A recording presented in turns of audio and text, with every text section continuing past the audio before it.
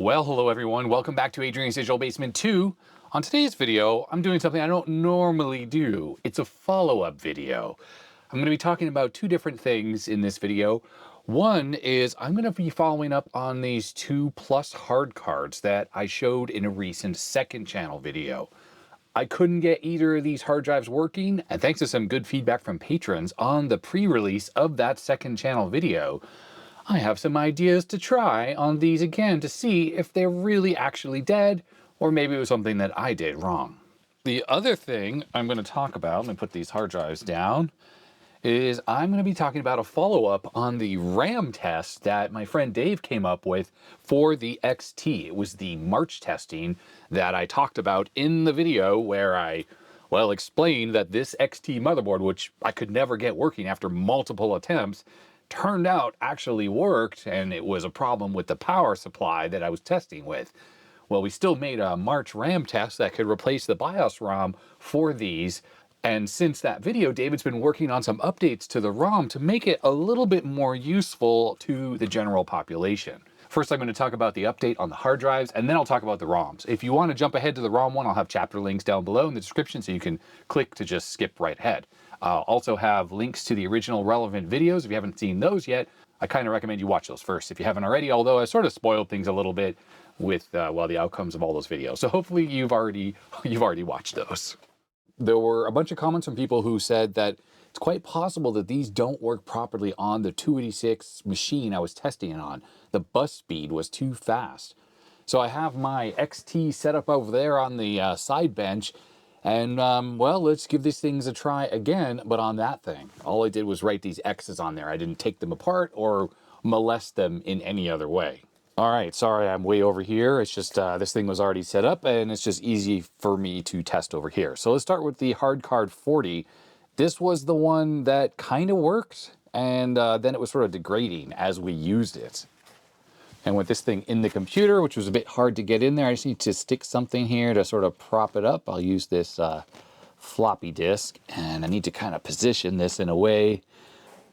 I think we're ready to go. I do have the XT IDE in there. I can't remember if it's going to conflict with the ROM BIOS, but we'll just turn this thing on, and we'll know pretty quickly if it does. Okay, system is initializing. System error 20. That typically means that there's a memory problem. Let's take out the XT IDE and we'll try it again. Also, incidentally, this thing's not spinning. So this one had stiction originally, and I had to give it some percussive maintenance to get it started. Starting up without this in there. So I bet you the XT IDE is conflicting with that card. So we're getting stiction. It's not spinning. So I'm going to have to pop this out, which is definitely a pain. It's really stuck in there. And for stiction again, the spindle is right here, so we're gonna hold it this way, and then I'm gonna give it the old bang. Hopefully that did the trick. All right, I think we're ready to test again. It is spinning now, so the percussive maintenance, as usual, does the trick.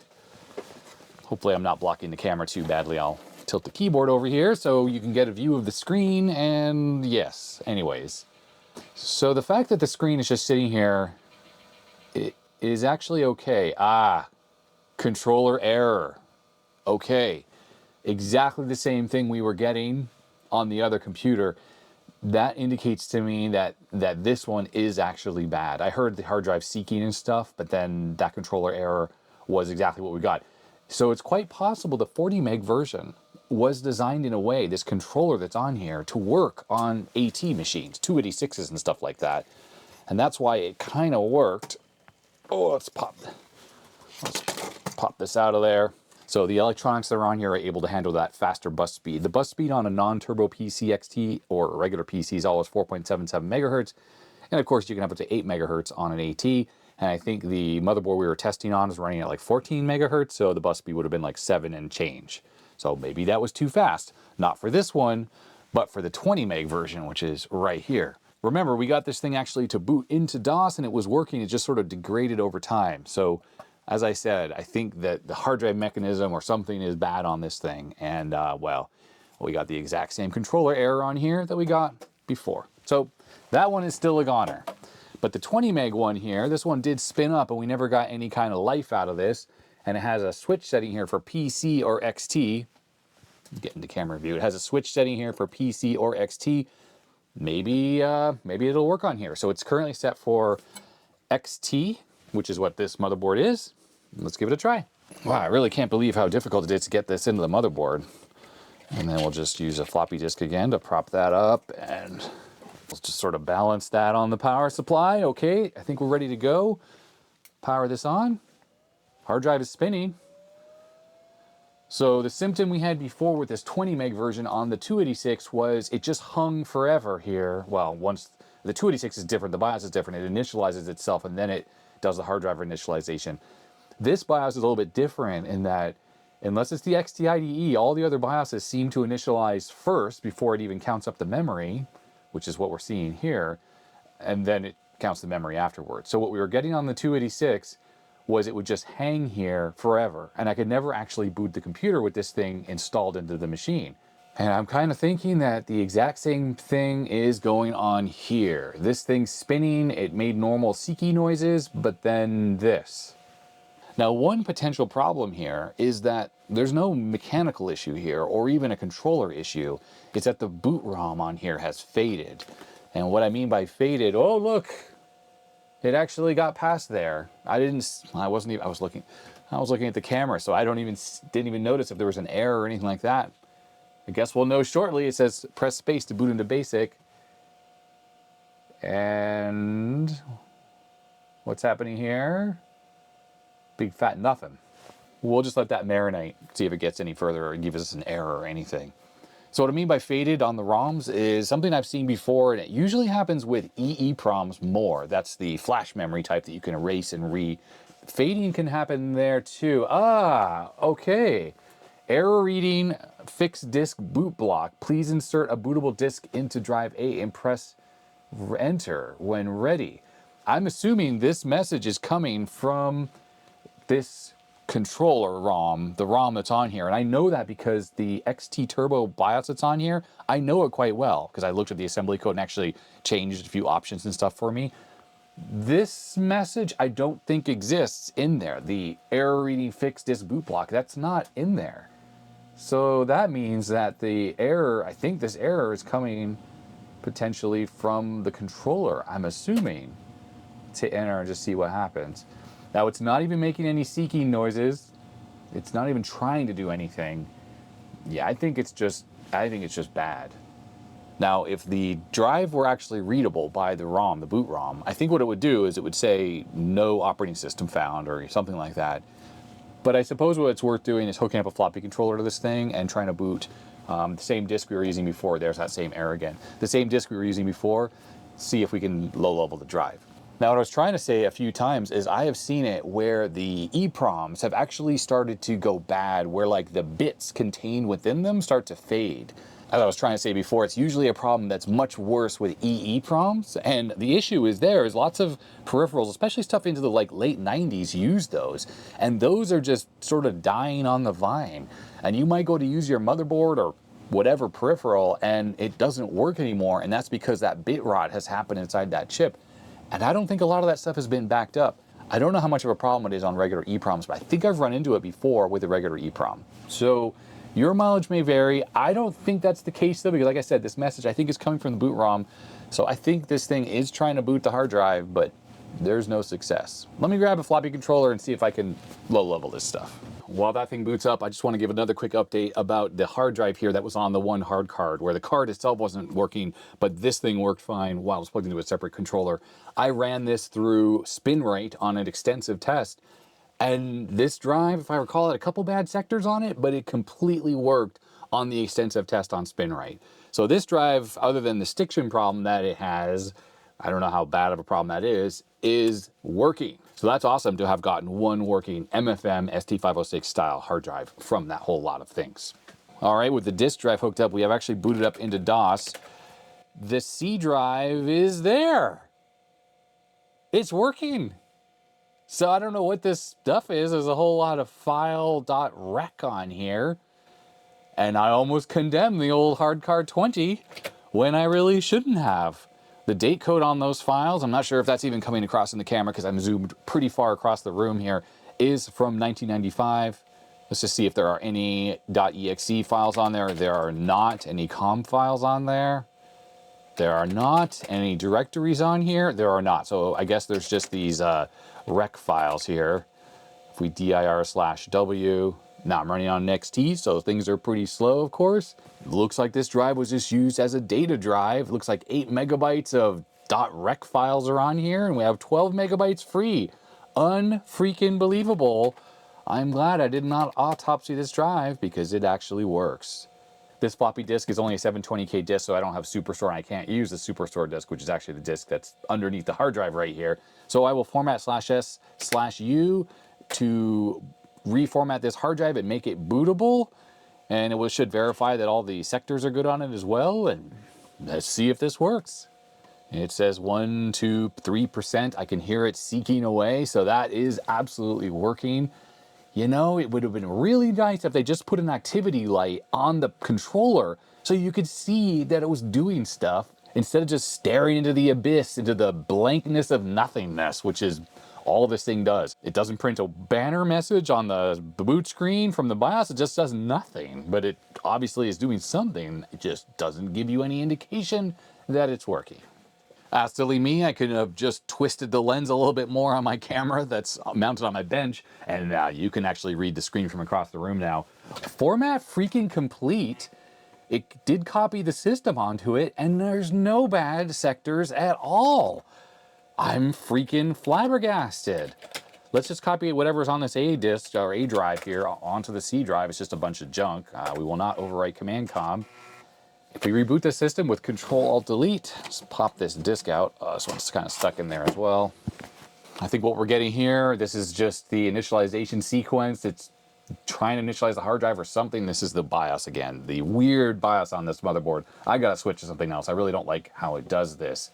Theoretically though, once it's finished with whatever it's doing here, it should actually boot off the freaking hard drive.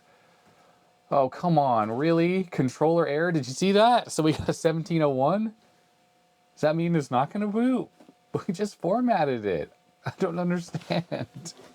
I'm gonna power everything off and pull out the floppy controller here. Yeah, look, controller 0 error. Oh man.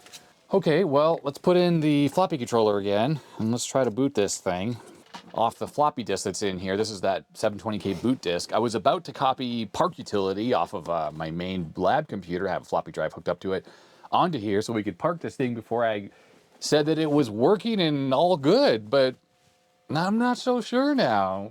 All right, there's that error again. And it is actually trying to boot off the disk right now. Well, it is booting. I can hear it loading off the disk. Yeah, starting MS-DOS. That is off the floppy disk, has not coming off the hard drive. All right, do we see the C drive? I just typed in the wrong thing. We do. And there's the contents of the C drive. I just copied everything onto it. Well, there it is, 20 megabytes. I don't understand what is happening. Weird. So why on earth can we see the hard drive, but yet we cannot actually boot off of it and we get that error?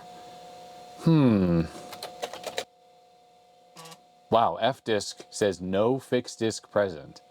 And yet, what is this? What are we looking at here?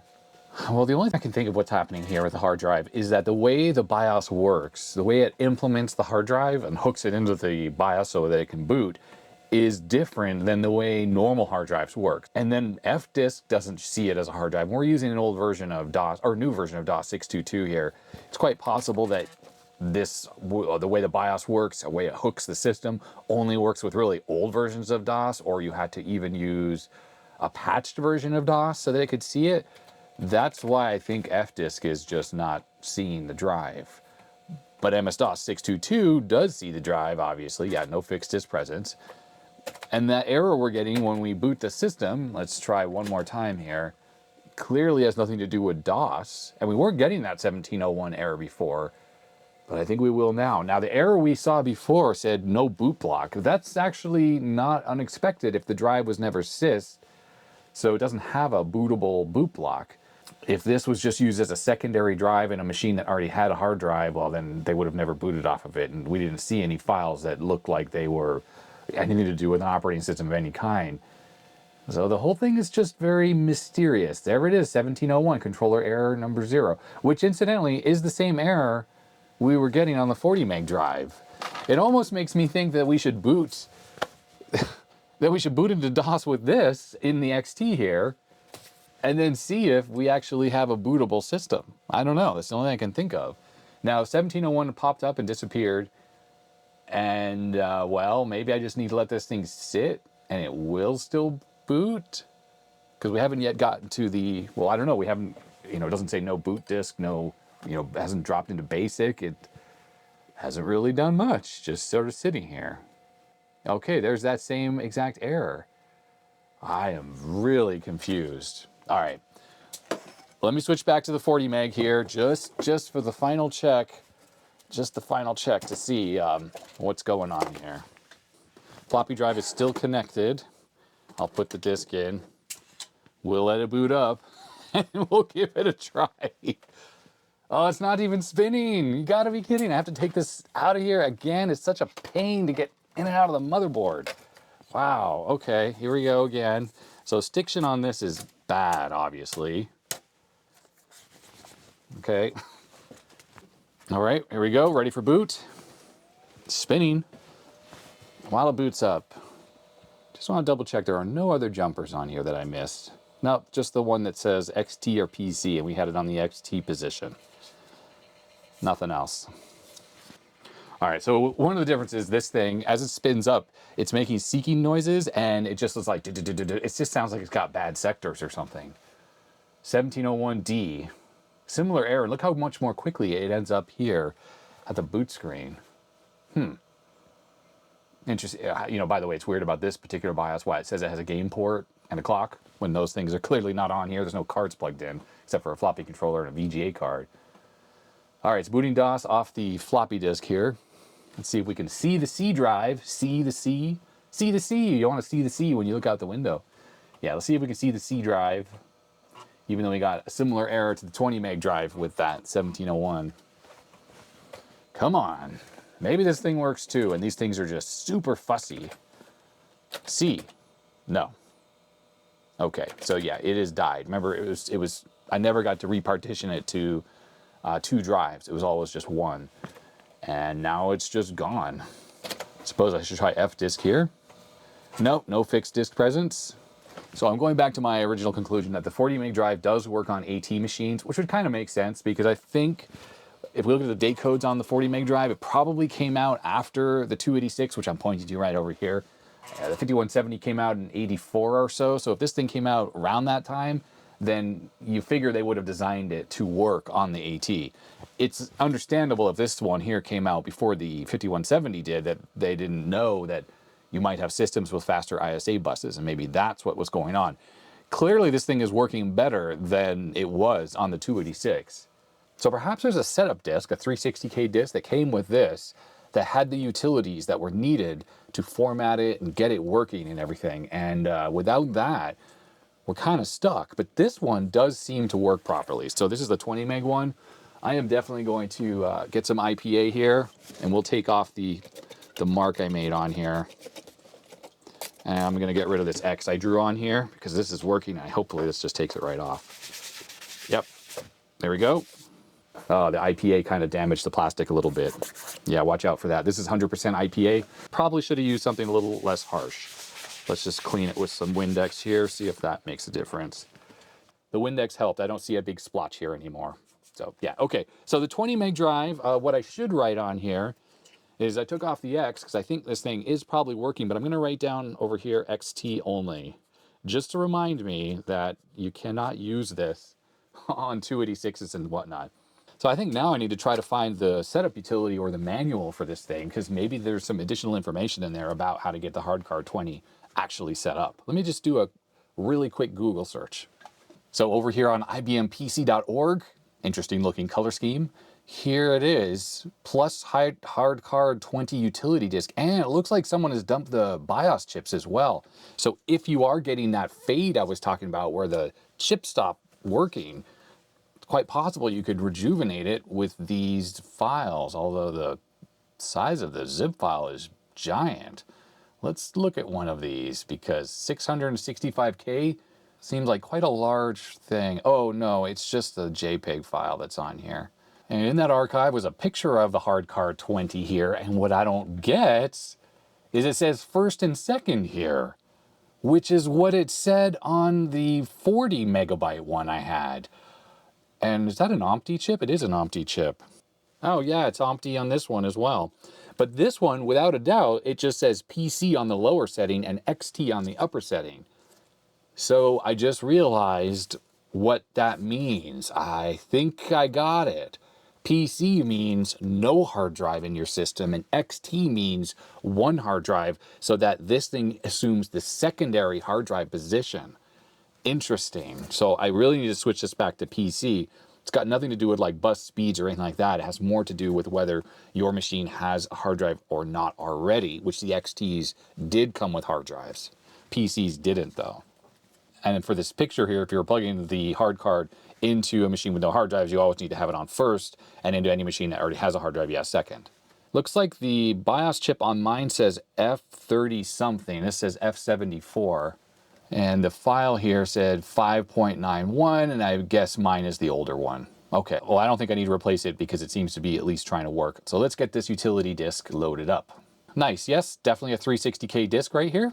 And I can load this into WinImage, and I will just copy all of this stuff onto the 720K boot disk on this thing. Thank you to whoever maintains the website ibmpc.org for keeping this stuff online. That's very, very helpful. I love it when it's easy to find stuff like this. And let's see if the utilities on here can even talk to the 40 meg hard drive that's here. I see here there's utilities for patch format. It looks like IBM DOS is on here, so that probably was a bootable disk. I suppose I should try to make a disk image. There's also something called AT+. That came from the disk I just copied onto here. That might make it work on the AT, or at least tell you how to do it. Let's run that and see what it does. Your computer is not an IBM PC AT and does not require a patch. Aha, a patch. Fascinating stuff. So I just ran the command prepare, which is a batch file. Actually, there was an installer right here as well. I guess I could have used that. This poor old TAC drive here is sounding a little noisy. What did that do? Nothing. Well, at least nothing I could tell. Cannot install drive. The format of the command is install C, D, E, or F. Well, create a whole bunch of subdirectories on the floppy disk. Weird. And there are these files here, HCD2 and whatnot. The batch file just runs HCD1 and HCD2. I'll try one of these. Oh, there's also a command called light. Well, that didn't do anything. I wonder if light installs like a little on-screen blinking thing for the hard drive. All right, well, nothing seems to be working with this 40 meg hard drive. Let's swap over to the 20 meg drive. And now that I have it set to PC or the first drive, maybe it's not going to give us the 1701 error. Oh, you know, I just realized maybe that 1701 error was saying it was looking for the internal hard drive, which isn't there, of course. And that's why hey, that went super quickly. It didn't hang there at that initial screen. All right, well, I guess maybe my problem the entire time was that I had it set for XT. And did I even try it? I don't even think I ever tried it on the PC setting. All right, it's booting, by the way, off the disk here. All right, so let's just give fdisk a quick test. There it is. It sees the drive now. 20 megabytes. Well, I'm assuming everything that's on there is still on there. Yes, it is. I'm just going to make a directory called plus on the drive itself once it's counted up the free space. And then we'll copy everything off the A drive, which I know is going to include some other utilities, into the plus directory, just so I have, oh, oops, I'm in the wrong place. Let's see, plus. And now we'll copy everything off the A drive into here. In fact, I don't even know what I was doing with the command there. I had it all wrong way around. Whoops. So as we copy these, we can see the files going by. I guess I don't need to copy patch format over because it probably was for an old version of DOS that maybe couldn't format 20 megabyte drives like this, and obviously 622 has no issues there. There is the light.com. Let's just give that a test. Light. And it was on, I think. What does this do? Oh, yeah. There was a little thing that popped up in the corner here. See? The little plus icon appears there. So that's our little hard drive indicator, TSR, right? Terminate and stay resident. I still don't know what this HCD command is here. Oh, it's doing something now. Whoa. Okay, word processing spreadsheet. Okay, this must have been a little menu program that they gave you, because look, it says plus down here, that allowed you to help organize your huge hard drive. You know, you were used to using 360K disks, right? And now you have 20 whole megabytes available to you. And now you can modify this and put your own stuff in there. Obviously, there's no, you know, presentation software in here. If we run that, is this going to run another menu? It's going to the disk, whatever it's doing. Yeah, invalid directory. Okay, well, yeah. There is something called sound.com. Sound on.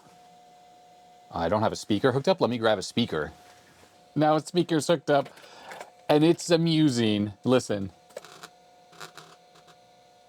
Does that come across? I'll put the microphone right next to the speaker so you can hear it.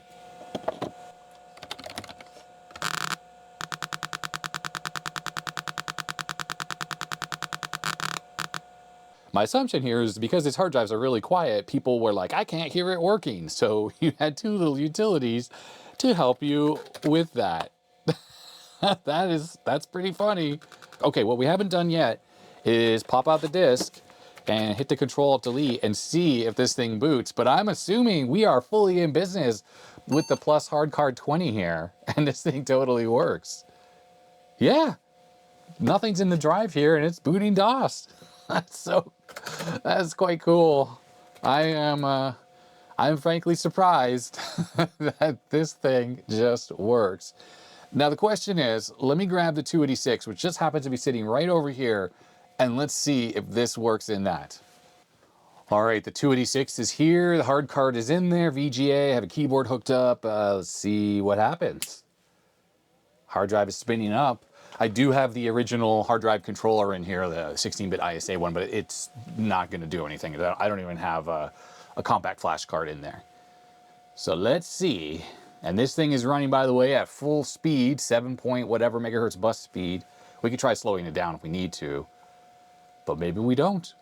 And this thing would have worked the whole time. If I recall, this is exactly what it was doing before, is it would just sort of hang here. So what I should probably do is try slowing down the system. Yeah, it is actually completely frozen. I'm hitting Control-Alt-Delete, and that is doing nothing.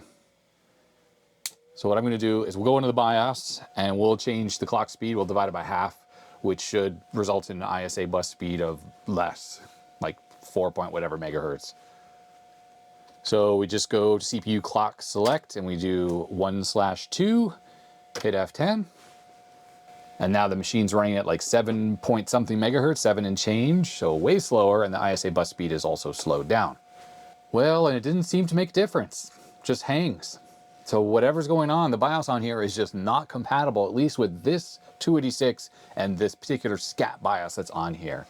So what I wrote here, XT only, is probably the right thing to do, just to relegate this thing to XT usage and avoid any potential conflicts with 286 systems like this.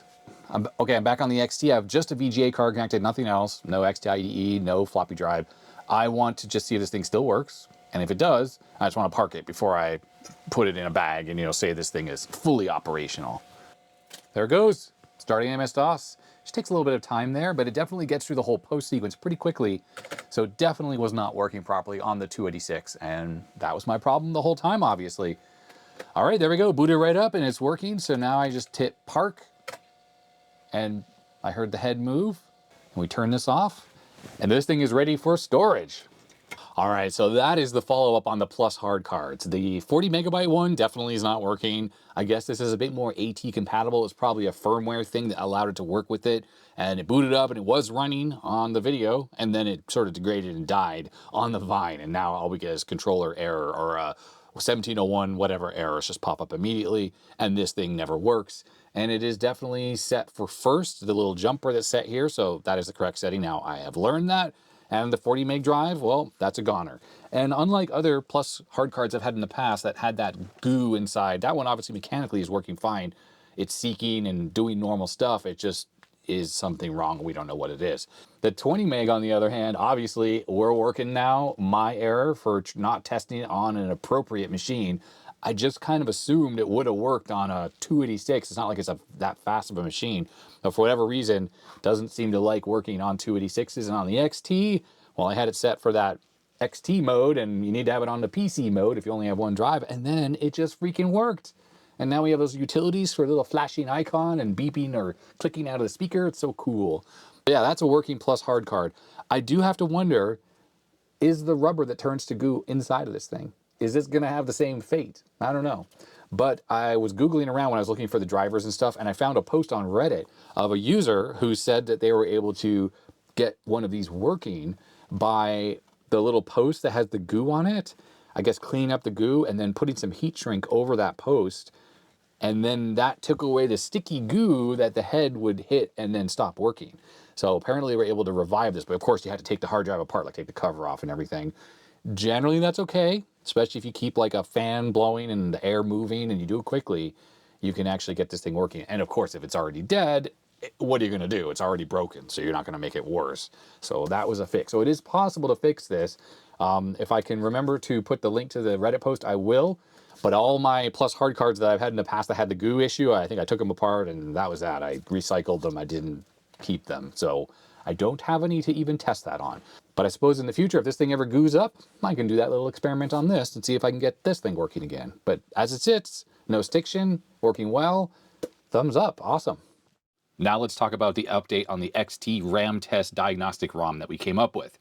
In that video where I showed it off, I loaded it onto this EEPROM and I replaced the system BIOS on this XT motherboard with it, and as soon as you power on the machine, it would actually begin running the test. One of the great features about it, of course, besides the fact it's a really comprehensive March RAM testing that can test all of the DRAM on your motherboard, all 640K, is that it can run with no memory installed on the motherboard at all. And it can actually initialize the video card, and here's an IBM CGA card. The ROM can actually show you useful display while it's running, even without the RAM installed on your motherboard. And to facilitate that, it actually uses the DRAM that's on the video card for the stack pointer. All CPUs, which is right here on this motherboard, need a stack for pretty much normal operation if you're going to do any kind of comprehensive code. And you have to put the stack pointer to somewhere. Normally it's pointing to the memory on the motherboard. Well, that's not going to work if your RAM is bad or you're erasing it so you can test all of it. So the stack goes into the video card, whether it's a CGA card or a monochrome card, and allows you to test things. Well, that brings up one major issue. Not everyone has a CGA card or a monochrome card, or you might have one of these cards, but you have no way to display the video coming out of them. CGA monitors or monochrome monitors are not super common, although with CGA, at least you can plug in a television or something to the composite video output, and you should be able to get a reasonably okay display. Although it's 80 column text, and unless you have a high resolution monochrome monitor, it's maybe not going to look so great. You might be wondering then, why couldn't we initialize EGA or VGA specifically? Because VGA cards, like an 8-bit variant or a 16-bit version that can work in an XT, because some 16-bit cards can actually work with just 8 bits. Why are we limited to just CGA and monochrome, and why can't we use a card like this to actually display the output of the ROM? Well, the issue comes down to this chip right here. And it's the BIOS chip that's on the VGA card, well, all VGA cards and all EGA cards. When IBM designed the original PC architecture, they only had CGA and monochrome in mind. And when you look at the CGA card here, there is no ROM BIOS on here. This is the character generator, and that's the primary CRT controller. The actual configuration of this card, the setup of the card so it can start to display video, comes from your motherboard BIOS. And the way that these cards work are all absolutely identical. So if you have a CGA card, it's going to work like a CGA card. Even if it's a clone or a copy, it's going to be exactly compatible with this card. Well, 99.9% compatible with this CGA card. And the same goes for monochrome cards. The IBM MDA card worked the same way. The system BIOS on your motherboard initializes that card. And if you plug in a real IBM card or a clone, they work exactly the same way.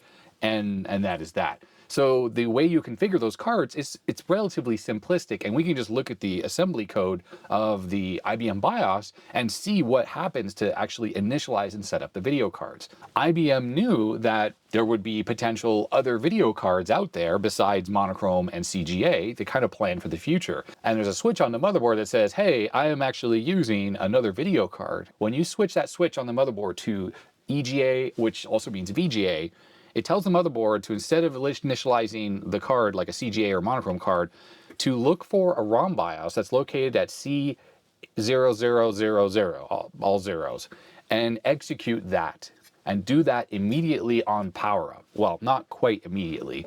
What the BIOS does is it first checks that the first 16K of your DRAM is working, and it does a little bit of other setup stuff on the machine, but it hasn't really initialized any other peripherals yet. And then it executes the code at that C00000 address, which happens to be the BIOS on the VGA card or the EGA card. What then happens is the code that's in that ROM starts to initialize your video card. Now, there are lots of VGA cards out there, and they all work a little bit differently, and IBM made one, but just because this has compatible modes and stuff, like in other words, the way you would program this with a piece of software is the same as the IBM VGA card, the way this card is actually initialized and set up, it may be completely different. This happens to be a Paradise one, and there are many other manufacturers.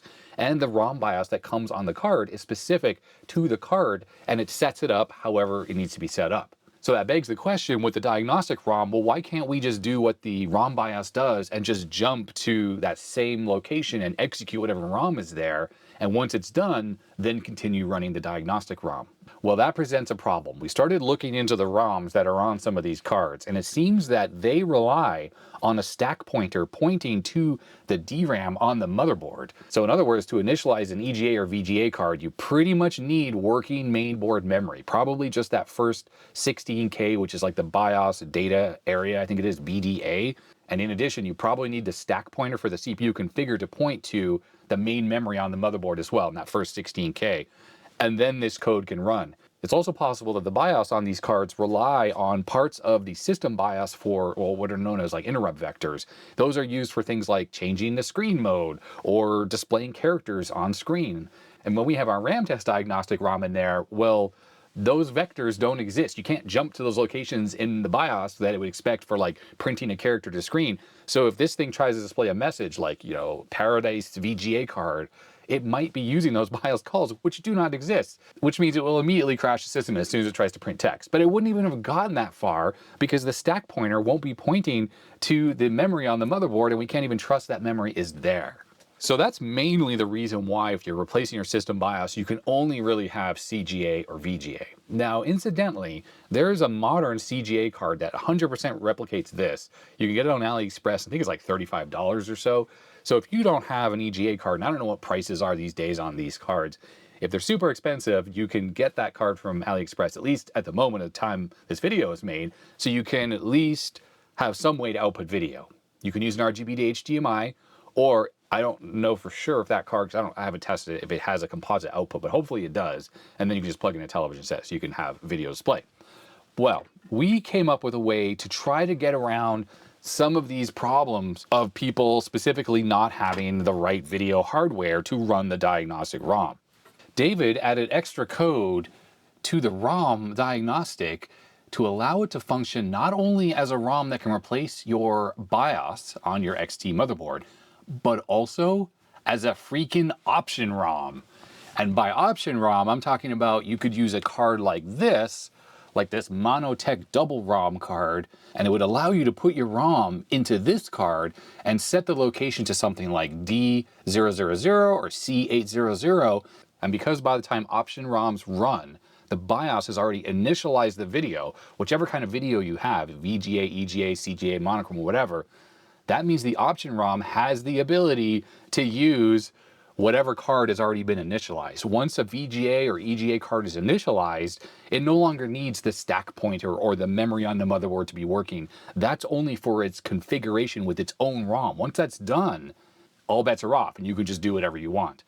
So now that this can work in an option ROM card like this, that means that if your computer is able to kind of boot to the point where it's able to count the memory, and I know that's not great because if you're having a RAM problem, it might like crash on the RAM test, and that doesn't really help you, right? You can't run an option ROM if your system is not passing the RAM test. But if you have a motherboard where you can skip the RAM test, for instance, so as soon as you turn on, if you get a video display, press a key to skip the RAM test, then it should try to run the option ROM, and then the ROM takes over. And just like when it replaces the BIOS on your system, it does take over the entire computer.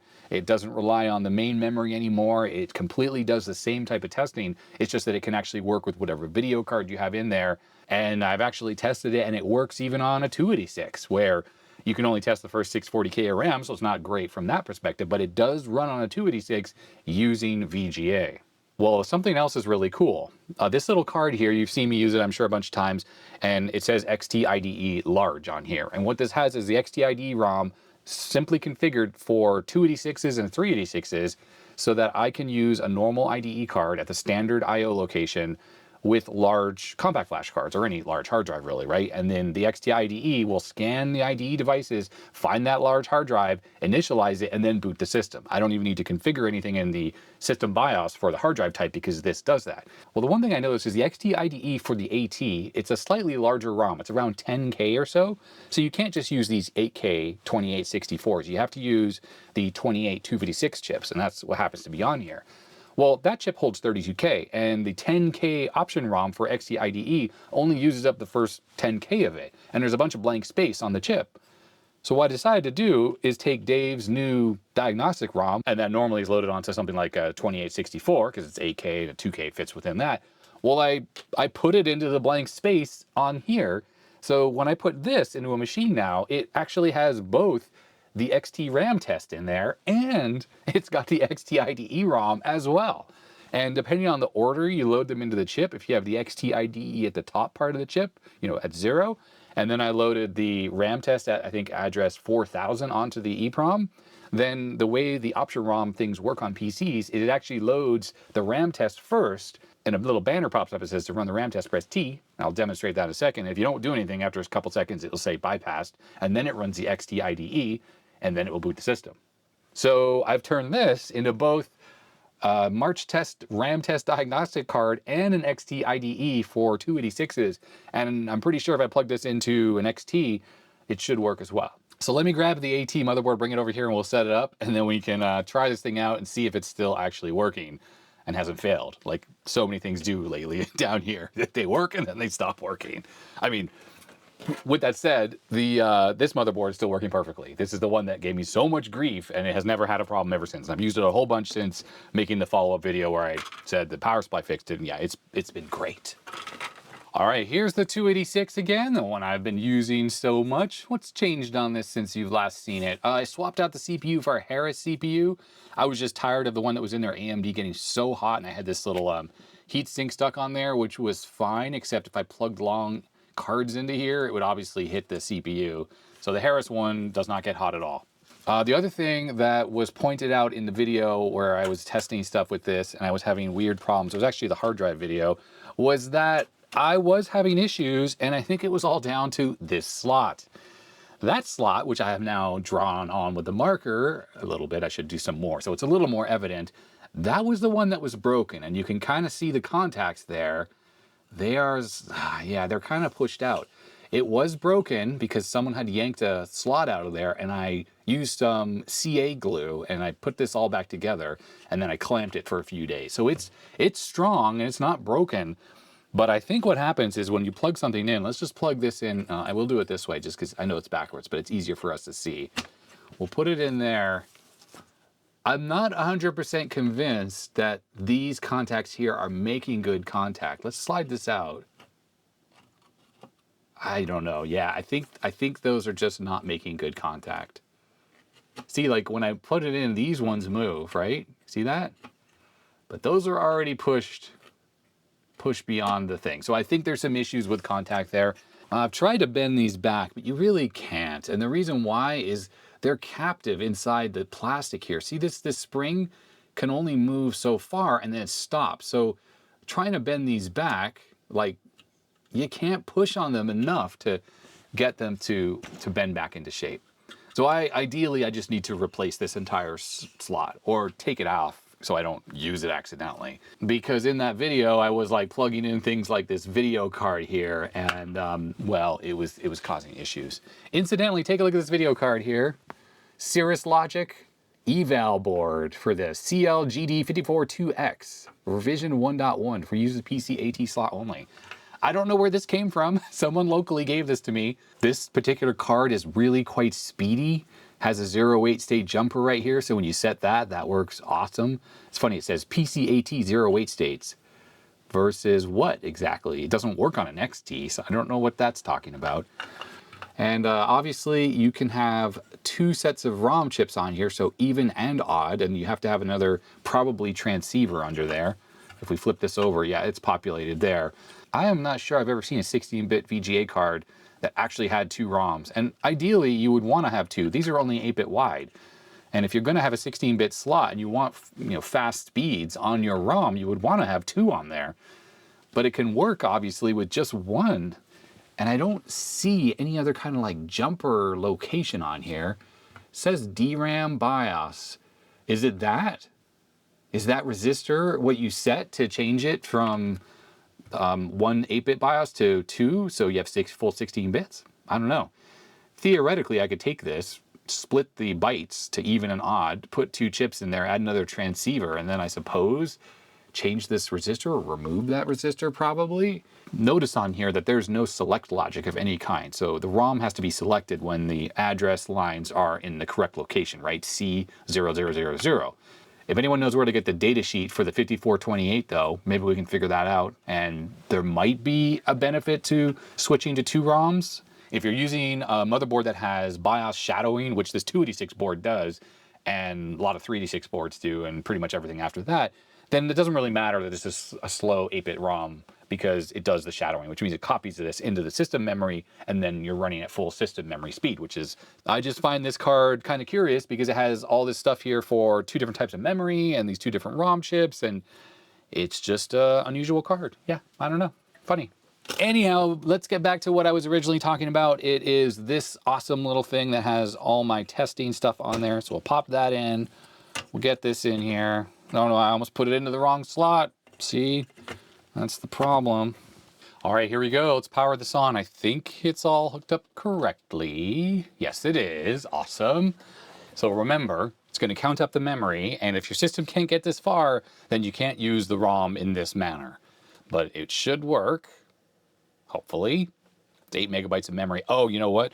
I realized I am running this thing in 8 megahertz mode from our testing on the hard drives a little while ago, which is why the RAM counting is so slow. So let's go into the BIOS here. There's the shadow RAM stuff I was talking about, which, negates the slowness on this card. Let's go into the BIOS. Let's go fix this CPU speed. And absolutely, by the way, the CR2032 I have on here works perfectly. And because this is a non-rechargeable battery and I reinstalled it as the same location where there was a rechargeable battery, I removed a resistor and a diode right here. That was sort of, it's kind of obscured from where the battery is. Now that's going to be different on every motherboard, so you can't tell you like which ones to remove. But if you just poke around, you should be able to figure out what is supplying the 5 volts. And she always threw a resistor that would charge up the original NiCad battery. And this allows this thing to work on the motherboard. It works perfectly. So here we are, 10x, or 1x, I mean. So now it is running at full speed. The RAM test is noticeably quicker. Oh, and I have another update I want to give about this motherboard, actually, after we show off this ROM, the diagnostic ROM we're running. So it's going to do this, and now we're going to see a banner. It's going to say, to run the RAM test, push T. I push T, and it's doing the thing. There it is. It's running in freaking VGA mode and everything. And this is version 0.04, and as the time of this video going live, this is now going to be available for you to download off the GitHub repo, which is up there on the top of the screen, but I'll put a link in the description below.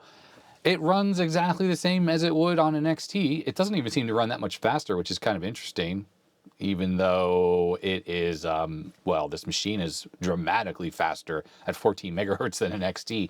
A couple things have been changed cosmetically on there. The top here, or up there, something like that. It says SS. That is where the stack pointer is pointing to now, or that's the memory that it's using for the stack. So MDA cards have memory, I think, at B000, and CGA cards have it at B800. And the fact that they use different memory locations actually allows you to use a monochrome card at the same time as a CGA card. You can use them, they can coexist, in other words, because they don't occupy the same memory space. And interesting is a VGA card, when you're running in any kind of color text modes, it has its memory located at the same place as CGA, which means anything that writes to the memory directly that works on CGA is going to work on a VGA card, so that same B800. If you go mode mono in DOS, though, the text mode for the VGA card is now running in the B000 space, the same place as the MDA card. And that's really why you really shouldn't run a monochrome card and a VGA card at the same time, although I guess you can, because I think a VGA card, if it's designed properly, while it's running in color modes, will not use the memory space where the monochrome card is. Therefore, you could, like, I don't think it's even going to select that part of the memory when it gets written to on the ISA bus. So an MDA card might work. I haven't tested that, but that's just a hypothesis. Anyhow, the code was changed a little bit here with the diagnostic ROM. So instead of it trying to initialize a CGA card, which is originally the first thing it did, it actually had to do the work that the BIOS would normally do, which is set up a CGA card or set up a monochrome card. Well, it doesn't need to do that anymore. A, because it's already set up. The BIOS already did it. So if we had a CGA card in here, it would still work just like this as an option ROM, but it shouldn't try to initialize the CRT controller and stuff. But the other thing is a VGA card doesn't have a CRT controller. It doesn't get initialized the same way. So the ROM had to be altered to not even try that. So it can tell the difference between running as an option ROM or running as a system BIOS ROM. There's a reset vector when you plug it into the motherboard as a system BIOS ROM that jumps to a start location that then initializes the entire video subsystem, like I showed in the demo, and that is bypassed in this mode.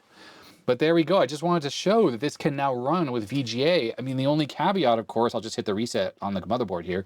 The caveat is you have to have a system that can at least post to the extent that it can count up the memory and get to the option ROMs. And let me tell you, I've had plenty of times where there were RAM issues and it would never get that far. So that's one of the problems. It's not going to be the most useful thing in the world, but on the other hand, if you want to run it as a stress test, for instance, let your machine sit overnight. By the way, that's what happens if you don't do anything. It skips it. And now it's just running the XT IDE BIOS, which is on this same ROM code here. And there it is, loaded right up.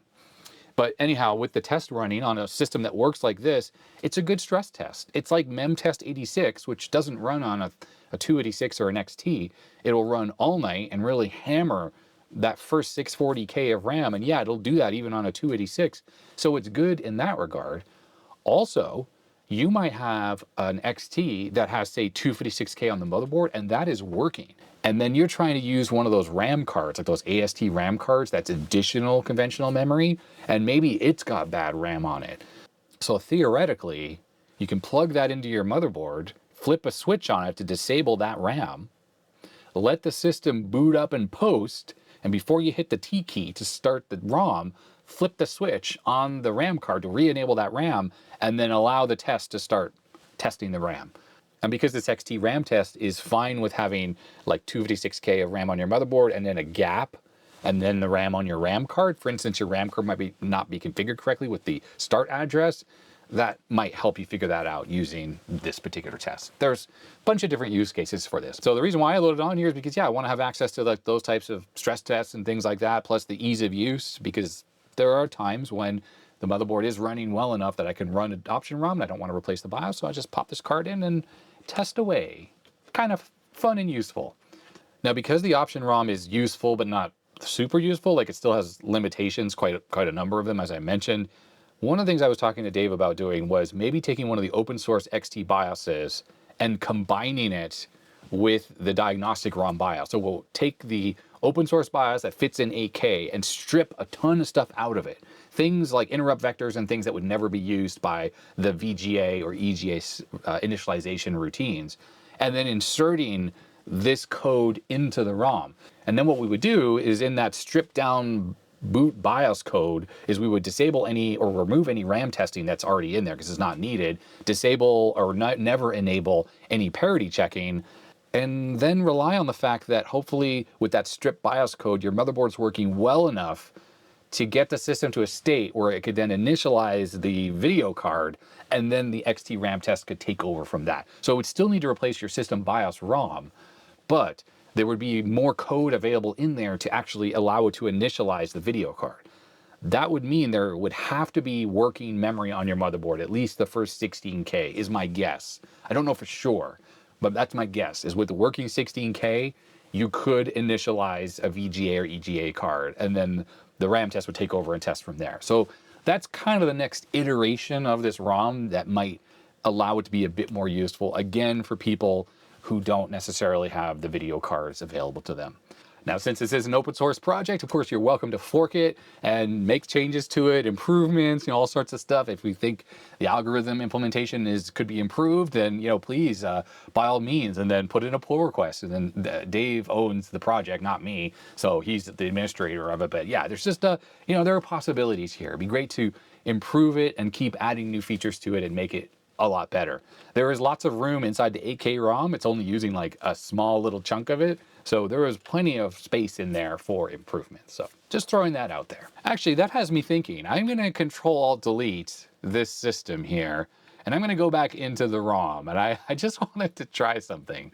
It's going to be what people call rude, but hey, okay, I hit T. Takes a second to initialize. There it goes. Let's just flip this. Let's flip one of these first sticks of memory out of here.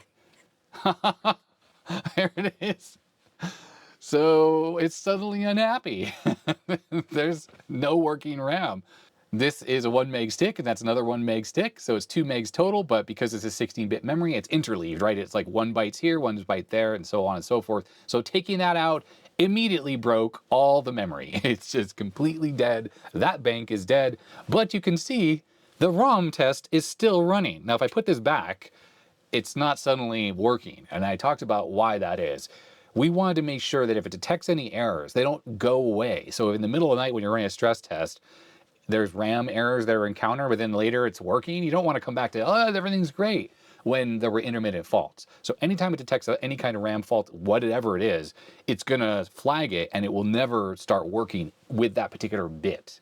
So if this motherboard were having intermittent RAM issues and I had this run all night and they came up, I would see that on this test. So that's really it on the diagnostic ROM. Check it out in the description below. There's a link to the GitHub repo. Well, that's going to be it for the update video. I hope you like this thing. I don't normally do them. They're kind of weird, and I don't know if people really like them. But this stuff is all really exciting to me. I love tinkering with this stuff, and trying to get those hard drives working was neat. I really have to say, don't try to use those hard drives. Really, don't even bother.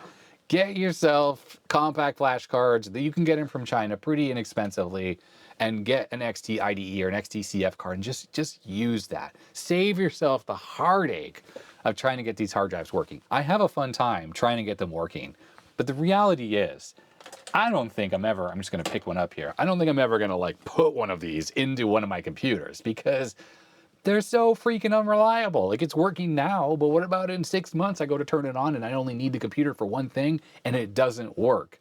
The XT IDE is probably not gonna fail.